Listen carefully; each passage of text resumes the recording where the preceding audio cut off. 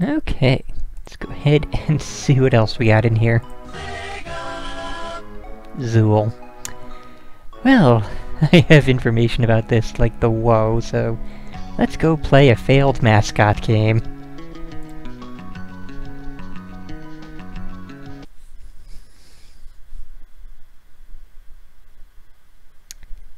So yeah, Zool. This one has a really fascinating little bit of history behind it. That group that we saw there... Ooh, button 2 for options. What do we have? Apparently that's us. Okay, so we can get more continues, but no more lives. That's interesting. But yeah, Gremlin Graphics there. They created a game for, well, mainly for the Amiga, but for a number of different consoles called Switchblade. Then they made a game, a sequel to that, Switchblade 2. Both of these were horribly, horrifically slow to play as, you know, they were sort of side-scrolling platformers, and they just moved like snails, and they apparently didn't have much in the way of enemies. And people complained, and the developers listened, and how do I get up? Thank you. They made a second sequel, third game, and they were gonna have it be Switchblade 3, but they changed it up so much that they just sort of give it a candy-splashed world, and had the main character be a sort of ninja gremlin thing, and they called him Zool. And by this time, this was the time of Sonic and the mascot platformer. So that is what they did. They tried to make Zool the mascot for the Amiga. And in all honesty, it actually worked out pretty well. He was a very popular character. Obviously nowhere near as popular as Sonic or some of the other anthropomorphic mascot characters that came up in that time. And again, obviously more popular in Europe than in America because, well, you know, the frickin' Amiga wasn't really all that popular in America, nor were really any of the computer systems or the letter and number consoles. We had our Nintendo and our Sega, and yeah, that was pretty much it for us.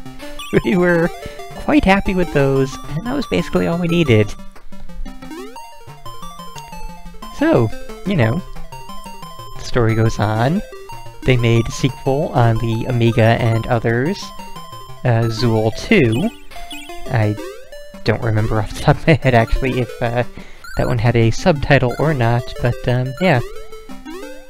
Again, it was pretty popular. People enjoyed it. And they went to create a third sequel. By this time, it was, you know, into the early 2000s already.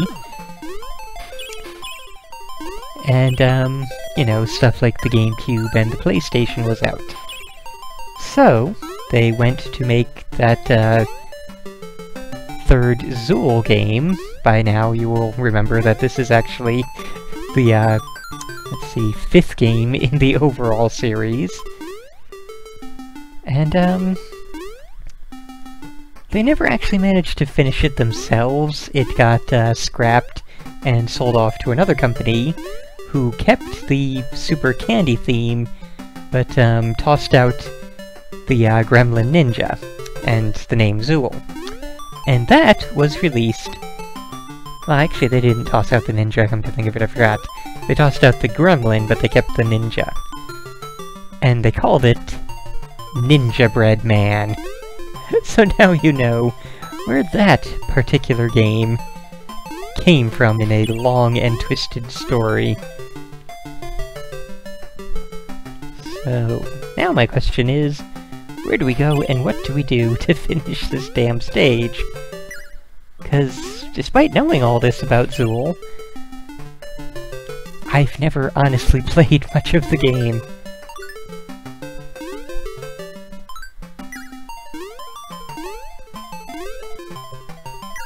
I have a 5 in the lower right corner. I assume that's our amount of lives.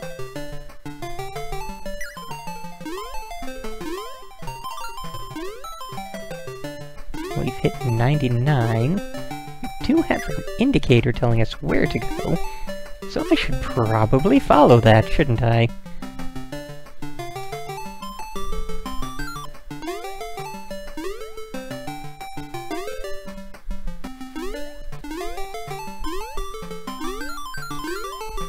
Oh, hi there.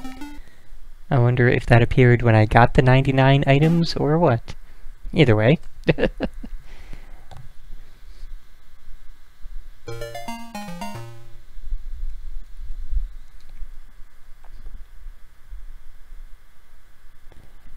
And, yeah, I do know that we also have a Zool on the Game Boy to play through eventually.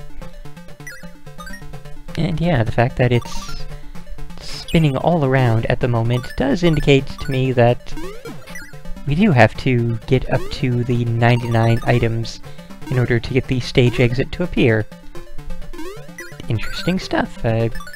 Again, since I hadn't ever actually bothered to play an entire stage of this game before, this is a thing I did not know.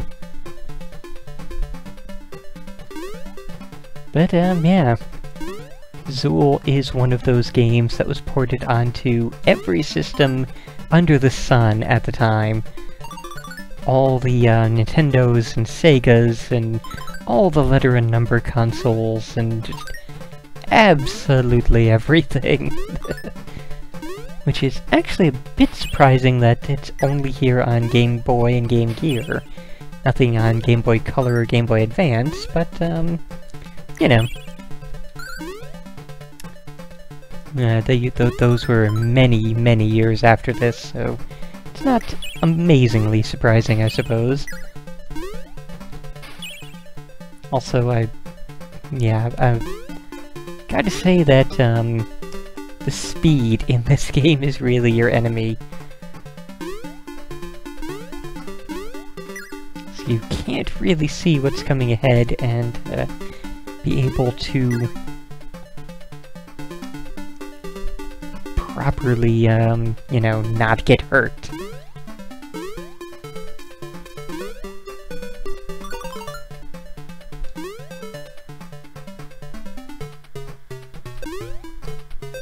Okay, so yeah, number in the lower right corner was indeed our number of lives, which I'd swear I set lives to 3, but continues to 5, and yet our number of lives is 5.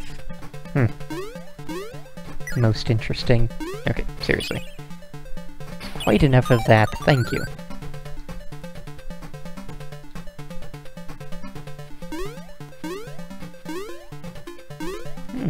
Moving platform, I think.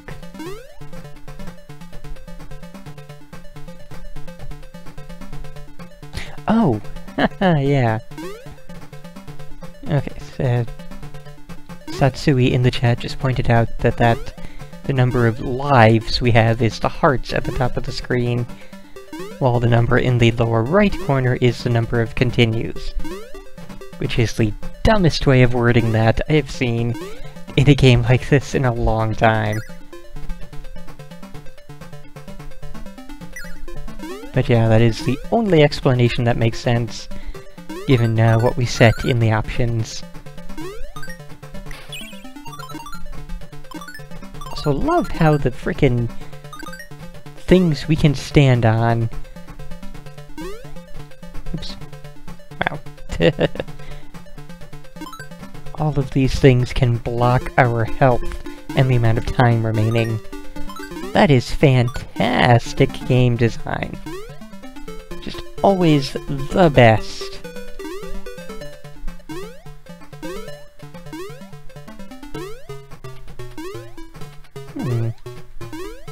Okay, so farther left. No, no, no, no, no. Don't need any of that.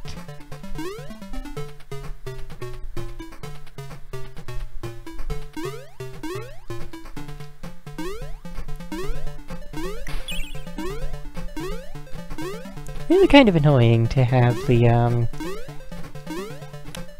exit coin thing be way back at the beginning of the stage, when we obviously can't actually get to it early on.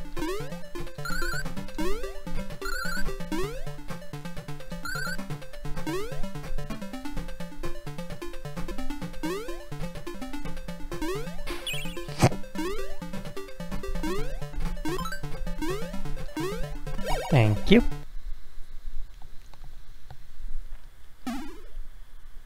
So, gotta say, I'm already bored of this game. This is, having to get 99 objects in every stage is really just more of a busy work chore than it is an enjoyable gameplay aspect. This is really honestly kind of terrible. I would really much prefer a simple get to the end of the stage sort of setup. Especially with these enemies, especially with this horrible running too fast control scheme. This is just not really all that good.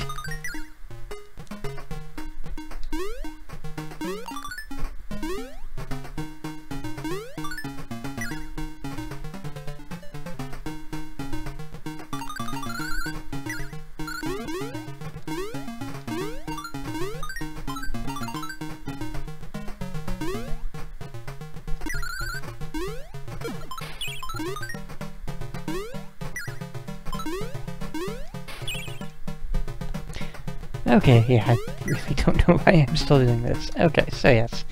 This has been Zool. Interdimensional Ninja, I think it is. Is that what it was? Oh, it doesn't even say here on the frickin' Game Gear. I am pretty sure it's Interdimensional Ninja, but, No, it is Zool, Ninja of the Nth Dimension. There we go. Where am I getting Interdimensional Ninja from? Anyways, yeah, it's pretty bad, in all honesty. Maybe it's just the Game Gear version is a really bad version of it. Maybe the console and or Amiga versions are worlds better. Maybe the controls are not quite so completely crap. Oh, okay, Zen is the intergalactic ninja. So that's where that was coming from. Anyways, yeah. Wouldn't really recommend this Game Gear version. Don't know if I would recommend the bigger brother console versions of this, but I don't think I would either. I don't think that, yeah, it's just another of a humongous line of mascot platformers, which is really not that good. So yeah, we are completely done here.